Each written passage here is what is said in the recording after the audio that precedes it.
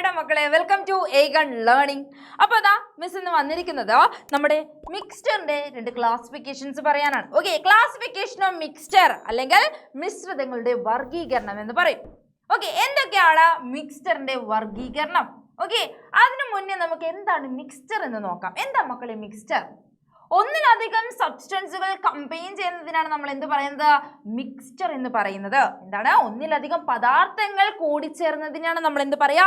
Mixture എന്ന് പറയാ. നമ്മുടെ ഷുഗർ സൊല്യൂഷൻ, പഞ്ചസാര ലായനി, അതിൽ ആരൊക്കെയുണ്ട്? പഞ്ചസാരയുമുണ്ട്, ജലവുമുണ്ട്, അല്ലെ, വാട്ടറുമുണ്ട്. അതേപോലെ ഉപ്പ് ലായനി, ഉപ്പ് ലായനിയിൽ ആരൊക്കെയുണ്ട്? ഉപ്പുമുണ്ട്, വെള്ളവുമുണ്ട്.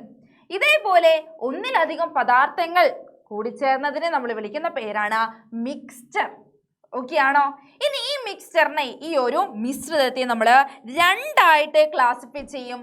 ഒന്നാമത്തതാണ് ഹോമോജീനസ് മിക്സ്ചർ, അതായത് ഏകാത്മക മിശ്രിതം. ഇനി രണ്ടാമത്തതാണ് ഹെറ്ററോജീനിയസ് മിക്സ്ചർ അല്ലെങ്കിൽ ഭിന്നാത്മക മിശ്രിതം എന്ന് പറയും. അപ്പോൾ രണ്ട് ക്ലാസിഫിക്കേഷൻ ഓർത്ത് വെക്കാം. ഇനി നോക്കാം എന്താണ് ഹോമോജീനസ് മിക്സ്ചർ എന്താണെന്ന് നോക്കാം. അപ്പോൾ ഇതാ മിസ് ഇതാ ഒരു ഗ്ലാസ് എടുത്തിട്ടുണ്ട്. ഈ ഗ്ലാസ്സിലേക്ക് മിസ് കുറച്ച് വെള്ളം ആഡ് ചെയ്യാം കേട്ടോ. കുറച്ച് വെള്ളം ആഡ് ചെയ്യാം. അപ്പോൾ മക്കൾക്ക് കാണാൻ പറ്റുന്നുണ്ടോ? വെള്ളം കാണാൻ പറ്റുന്നുണ്ടോ? യെസ്.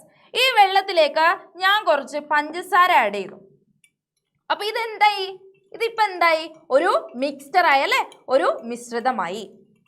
ഇനി മക്കളെ, ഈ ഒരു മിശ്രിതം, ഓക്കെ, ഈ ഒരു മിക്സ്ചർ ഞാൻ ഏത് ഭാഗത്തു നിന്നും ഈ ഒരു പഞ്ചസാര ലായനി ടേസ്റ്റ് ചെയ്ത് നോക്കിയാൽ എല്ലാ ഭാഗത്തും ഒരേ ടേസ്റ്റ് അല്ലേ ഉണ്ടാവുക? ഇതുപോലെ ഒരു മിശ്രിതത്തിന്റെ എല്ലാ ഭാഗത്തും ഘടകങ്ങൾ ഒരേപോലെയാണ്, ഒരേ അനുപാതത്തിലാണ് ലയിച്ചു ചേർന്നതെങ്കിൽ നമ്മൾ അതിനെ വിളിക്കുന്ന പേരാണ് ഹോമോജീനസ് മിക്സ്ചർ. എന്താണ്? ഏകാത്മക മിശ്രിതം. നമ്മുടെ ഉപ്പ് ലായനി, പഞ്ചസാര ലായനി, അതേപോലെ സ്വർണ്ണാഭരണങ്ങൾ, ഓക്കെ, ഇതൊക്കെ എന്താണ്? നമ്മുടെ ഏകാത്മക മിശ്രിതത്തിന് എക്സാമ്പിളാ. മനസ്സിലായോ? ഓക്കെ ആണോ? എന്താണോ ഏകാത്മക മിശ്രിതം എന്ന് വെച്ചാൽ എല്ലാ ഭാഗത്തും ആ ഒരു മിശ്രിതത്തിലെ ഘടകങ്ങൾ ഒരേ അനുപാതത്തിലായിരിക്കണം. ഈ ഒരു പഞ്ചസാര ലായനി തന്നെ നിങ്ങളൊന്ന് ഓർത്ത് നോക്കിക്കേ. ഇതിൽ എവിടെ നിന്ന് ഞാൻ ടേസ്റ്റ് ചെയ്ത് നോക്കിയാലും പഞ്ചസാര തന്നെയായിരിക്കും, അല്ലേ? സ്വീറ്റ്നെസ് ആയിരിക്കും. ഓക്കെ, ഇനി ഇതാ ഞാൻ രണ്ടാമതൊരു ഗ്ലാസ് എടുക്കാണ്. ഈ രണ്ടാമത്തെ ഗ്ലാസ്സിലും എന്ത് ആഡ് ചെയ്യാം? കുറച്ച് വെള്ളം ആഡ് ചെയ്യാം. ഓക്കെ, വെള്ളം ആഡ് ചെയ്യാം.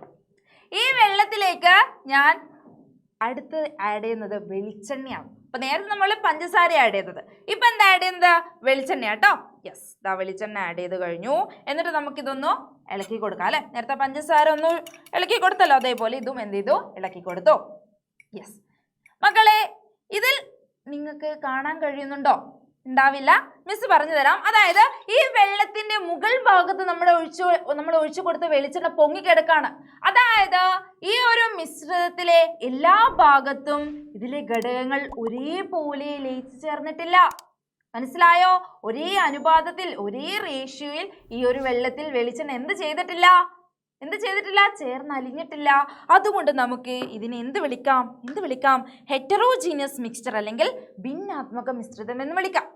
മനസ്സിലായോ? ഓക്കെ ആണോ? ഇതേപോലെയാണ് നമ്മൾ മണ്ണെണ്ണ, വെള്ളത്തിൽ മണ്ണെണ്ണ ആഡ് ചെയ്താലും ഇതേ അവസ്ഥ തന്നെയല്ലേ ഉണ്ടാവുന്നത്, അല്ലേ? യെസ്, ഇതൊക്കെ എന്തിന് എക്സാമ്പിൾ ആണ്?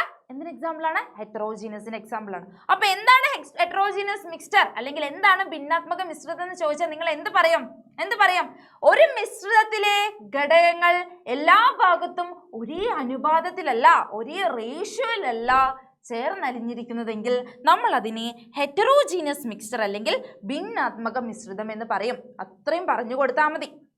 ഓക്കെ ആണോ മക്കള്? യെസ്, നമ്മുടെ ചെളിവെള്ളമില്ലേ? ചെളിവെള്ളത്തിന്റെ അവസ്ഥ ഇങ്ങനെ തന്നെയല്ലേ? എന്താ? ചെളിവെള്ളത്തിൽ ചെളികളൊക്കെ എന്ത് ചെയ്യും? ആ ഒരു വെള്ളത്തിന്റെ അടിയിലേക്ക് ഇങ്ങനെ അടിഞ്ഞുകൂടി നിൽക്കും, ബാക്കി വെള്ളം മുകളിലേക്ക് നിൽക്കും.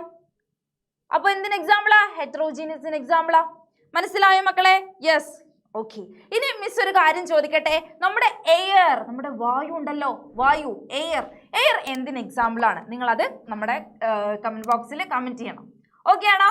യെസ്. അപ്പൊ ഇതുപോലെ കൂടുതൽ വീഡിയോസ് ആയിട്ട് നമുക്ക് അടുത്ത വീഡിയോയിൽ കാണാം. ബൈ.